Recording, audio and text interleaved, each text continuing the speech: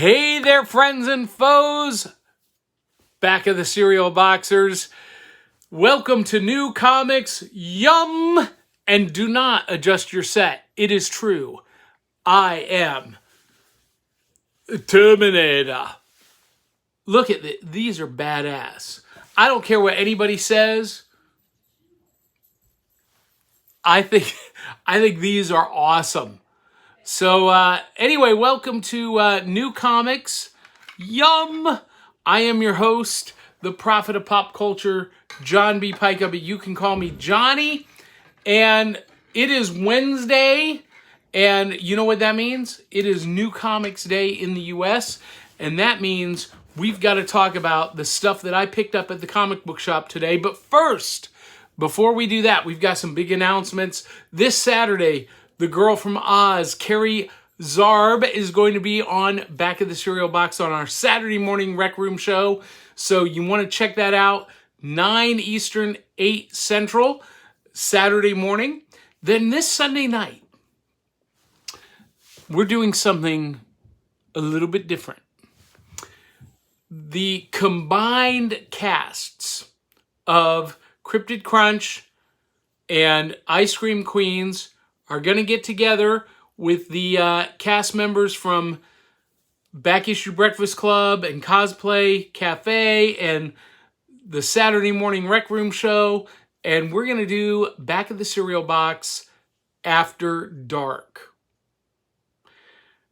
I don't know what form it's going to take, but Willow Schuyler and DL Memphis are hosting. It could go all kinds of sideways. And then next Wednesday night, right here at this time slot, Kelly and Andrea Starnes are going to debut Cosplay Cafe. They're going to talk to great cosplayers. They're going to talk about cosplay, give you tips and hints and suggestions. And joining them is our very first guest, Robin Burke. So you want to check in and tune into that here on YouTube. It will be later saved and broadcast to Facebook. But if you want to watch it live and comment, you have to watch it on YouTube. You can also watch it on Twitch and Periscope if you want to do that. All right, time to talk New Comics. So, as always, some of these I've read, some of them I have not. But I got them all today. Now, I'm a little bit behind on one series. And so I picked this up, finally got issue 11 today. And I did read it this afternoon. 7 Secrets, issue number 11. Now, this series has been very interesting. It's about the Order. We'll talk about that in just a minute, Clyde. Thanks for reminding me. This is about the Order, and the Order holds seven secrets of the world. We don't know what they are except for one, which is like a country killer bomb. And we know that there's been a traitor in the Order. And I was really interested to see who this was going to be because I was hoping it was not who I thought it was going to be. Unfortunately, it was exactly who I thought it was going to be. The person that you suspect from the very first issue, which was a little bit disappointing. I feel like there was a lot of opportunity to go in a lot of different directions with this issue and with this series. I'm going to hang in there because I really enjoy it. It's got me sitting on the edge of my seat every issue. But I really wish it hadn't been as obvious as I had thought. It's by Tom Taylor, art by Danielle Di Nicuolo, and Walter Biamonte. Really great series from Boom Studios, one of my favorite publishers. So 7 Secrets, number 11. It's a winner. Winner, winner, chicken dinner. Up next, haven't read this yet, and I wasn't even planning to get this, guys. This was not on my list until I saw it on the shelves, And I thought, let me just flip through this real quick. And the artwork and the characters and the energy and the style, well, I had to get it. And plus, it's written by the same guy who's doing Seven Secrets, who's doing a phenomenal job, talking about Dark Ages, issue number 1. Now, here's the deal.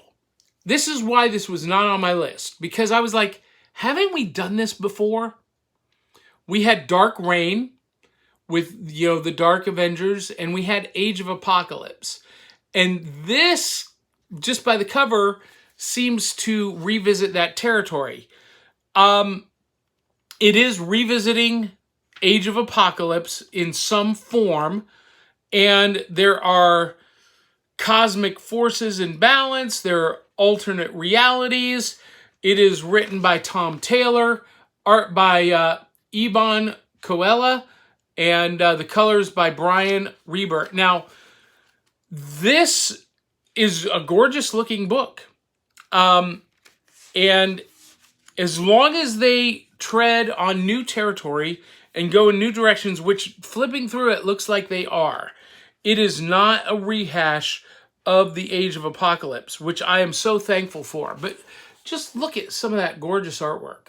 It's gorgeous. I'm excited to read this. I didn't think I would be, but I am. All right. Also brand new on shelves today. A surprise for me, Demon Days, Cursed Web, number 1. This is written and drawn, words and art, by Peach Momoko. And Peach Momoko has a great style that embraces traditional Asian line art and watercolor, but with kind of a contemporary flair. It's not anime, and it's not, traditional Japanese art. It is a mashup, and just beautiful, gorgeous art. And basically, this is her reimagining of the X-Men universe. As if the X-Men had been published in Japan. And surprise, surprise, this is actually the 3rd issue. Although it says number 1, it's a standalone, but there have been 2 previous Demon Days editions. And I got to tell you, this has taken me by surprise. I'm really, really enjoying this. And if you're looking for something different, offbeat, if you're a comic fan that doesn't like superhero comics, this one might be for you. So check that out. I would say the same thing of Seven Secrets. If you want to read comics that aren't necessarily about superheroes, Seven Secrets is for you. All right. Now, these next 2 would probably fall in a general issue of Back Issue Breakfast Club because they are not brand new, but they are new to me. I had no idea that the Rocketeer movie adaptation existed. This is a graphic novel adaptation of one of my favorite movies of all time, The Rocketeer. And you can see over my shoulder here, I have the Rocketeer shelf on my bookshelf. And I've got framed issues of the Rocketeer throughout the Houdini room. And there's 2 up there. This one will go in. There's a couple more issues that need to be framed. I love the Rocketeer. And I love the movie. And what a great adaptation. It was written by Peter David, who is, for those of you who are in the industry, a legendary writer, and illustrated by Russ Heath, who I'm not familiar with his work, but great job.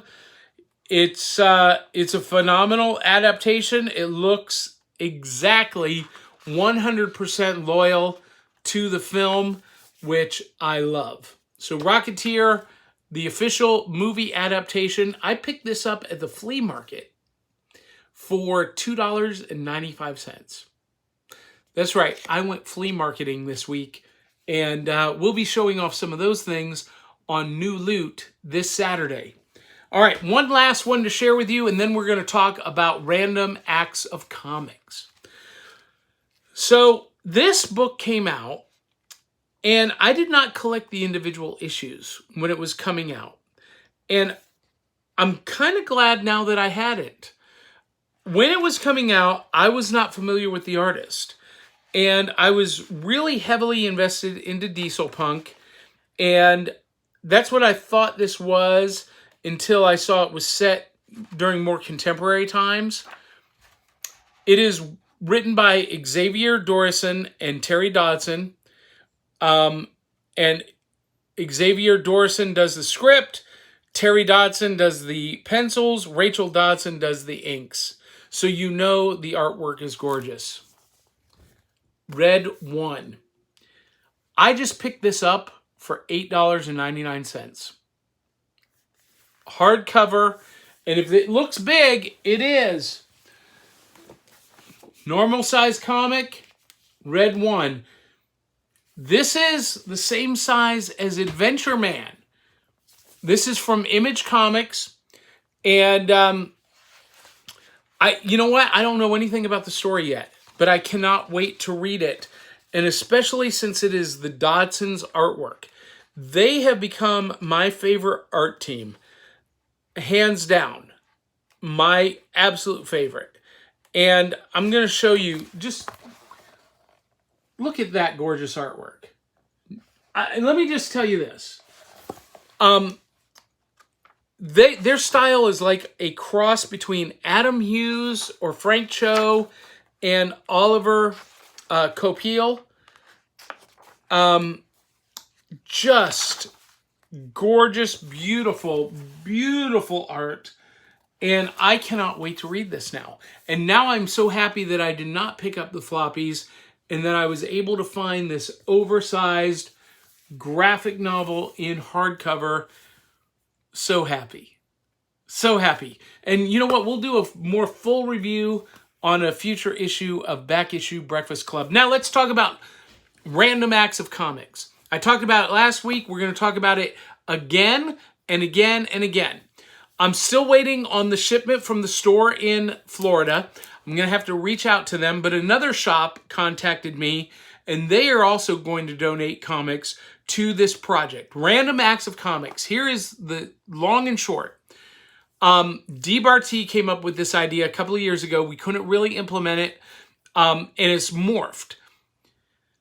When I was a kid, the first comics I got was while I was in the hospital getting my tonsils out. My mom bought me a stack of comics, and that introduced me to comics when I was 5 years old. More recently, when I was in the hospital with COVID complications, my family brought me a stack of comic books to read in the hospital. So here's what we're going to do. Random Acts of Comics, we're taking stacks of comics to kids and teens in the hospital, maybe even adults. We're going to do it in costume, in cosplay, and we're looking for people to join us. Either in costume and going delivering random acts, random comics to kids at the hospital, or if you don't want to do that or can't do that, because we understand there's a pandemic, yes, we're going to be fully masked, but if you can't join us physically, then you can help us out financially, because these comics are going to cost money to ship to the different cities that we are doing this. Cindy Kep has already donated. Dave Mattingly has donated. Thank you guys very much for that. You can make a donation at buymeacoffee.com/cerealboxpod. I will put that in the show notes. But buymeacoffee.com/cerealboxpod, or just go to our website at backofthecerealbox.fun. Backofthecerealbox.fun. There is a Buy Me a Coffee logo. You can click on that, and you can specify specifically for this money to be used for Random Acts of Comics. And that's how you can support us. If you want to be involved physically, reach out to us via email. Go to the website, backofthecerealbox.fun. Click on Contact Us. Send us an email or connect with us on Facebook, Instagram, whatever, and let us know that you want to be involved. So far, we're going to be in Nashville, Memphis, Milwaukee, Manitoba, Canada, Indianapolis, and Hampton, Virginia. That's where our hosts are all based. And, in LA. So that's where our hosts are. And that's where we're going to be focusing this effort. But if you are in a city and you would like to put together a cosplay group, it doesn't have to be huge. It can be 1 or 2. And if you would like to get some comics to take and hand out to the hospital,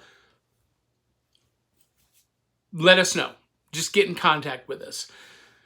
So, guys and gals, that is it for this week's new comics. Yum! I would love to know what you're reading. This week was kind of a light week. So, if there's something I need to be reading that I'm not, I want to know about it. I have on my list Parasomnia by Cullen Bunn, who is one of my favorite writers, and I've not been able to find issue 1 anywhere. Issue 3 came out this week, but I'm not going to read it until I get issue 1. So, I'm on the hunt, but if you are reading Parasomnia, I would love to know your thoughts about it. And I would love to know about anything else that you're reading. Please, as you're watching this, click subscribe and post a comment down below. And if you'd like to support Random Acts of Comics, buymeacoffee.com/cerealboxpod. It will be in the show notes. Thanks for tuning in. I hope you guys enjoyed tonight's episode.